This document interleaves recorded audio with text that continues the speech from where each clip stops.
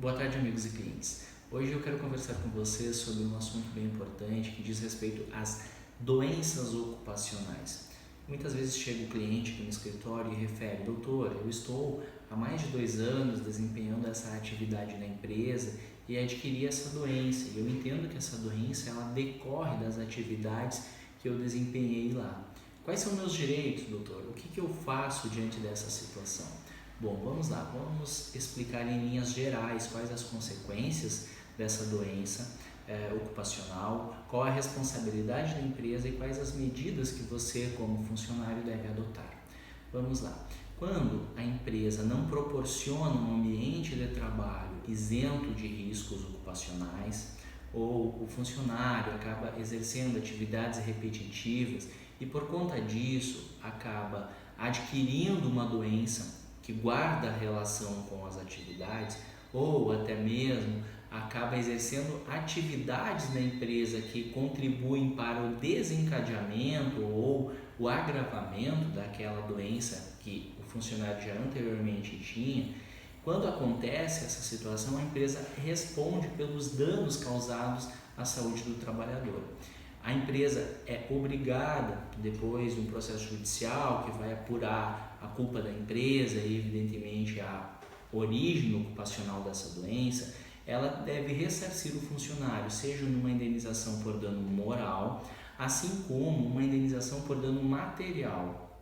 No que consiste essa indenização por dano material? É uma indenização que é paga ao funcionário de acordo com a redução da capacidade para o trabalho que ele teve em decorrência daquela patologia. Além disso, a empresa é responsável também por custear todos os tratamentos necessários para a melhora do quadro clínico do funcionário. Então, existe sim a responsabilidade da empresa quando existir uma doença de origem ocupacional. É muito importante que você exija da empresa a emissão da CAT, que é uma comunicação de acidente de trabalho. Quando a empresa afasta o funcionário ou quando você vai lá e solicita um afastamento por período superior a 15 dias, você é encaminhado ao INSS. Nessas circunstâncias, é muito importante que a empresa emita a CAT para você receber benefício de auxílio-doença acidentário. Porque nessas condições, quando o benefício detém natureza acidentária, a empresa é obrigada a depositar o FGTS no período de afastamento.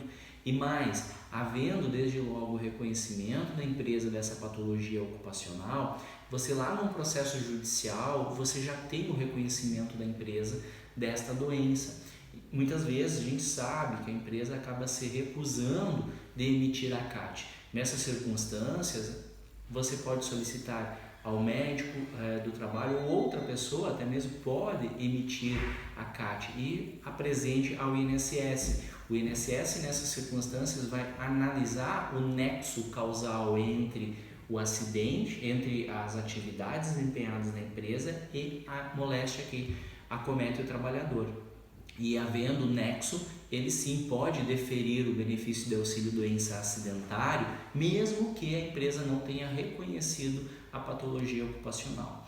Outra questão muito importante do reconhecimento da patologia ocupacional, dessa doença ocupacional frente ao INSS, é o período de estabilidade que o funcionário acaba tendo posterior à alta previdenciária. Ou seja, se você teve a alta previdenciária, você vai ter ainda uma estabilidade na empresa por um período de 12 meses.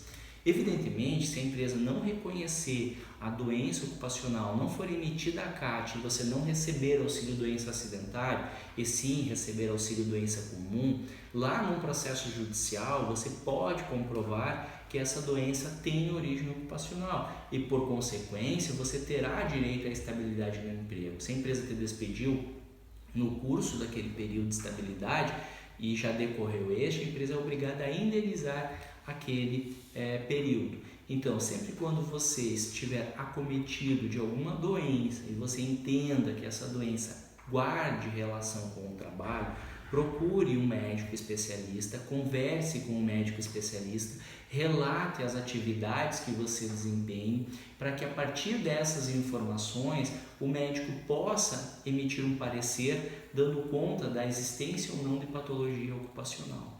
E mais, é muito importante também que você receba a CAT ou a comunicação de acidente de trabalho para que receba auxílio doença acidentário, porque uma vez cessado o auxílio doença acidentário e você ainda permanecendo com uma redução da capacidade em decorrência daquele quadro clínico, você terá direito a receber o auxílio acidente, que é um benefício que é pago pelo INSS, e não se confunde com o dever da empresa pagar a indenização em decorrência daquela patologia.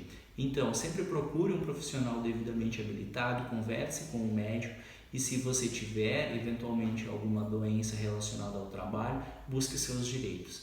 Um abraço.